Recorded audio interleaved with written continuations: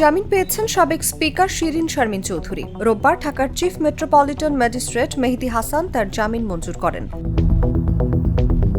আদালত সূত্রে জানা যায়, শিরিন শারমিনকে আজ আদালতে তোলা হয়নি। তার পক্ষে আইনজীবীরা শুনানিতে অংশ নেন। মঙ্গলবার ভোর 4:30টার দিকে রাজধানীর ধানমন্ডির একটি বাসা থেকে তাকে আটক করে ঢাকা মহানগর গোয়েন্দা পুলিশ। পরে মিন্টো রোডের ডিবি কার্যালয় থেকে নেওয়া হয় আদালতে।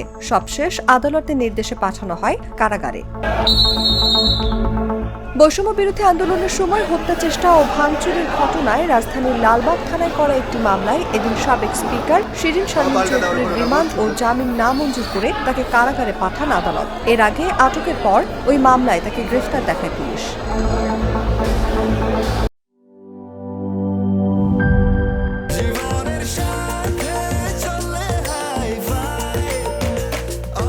স্বাস্থ্যকর অল টাইম, সব সময় অল টাইম হেলদি লাইফ।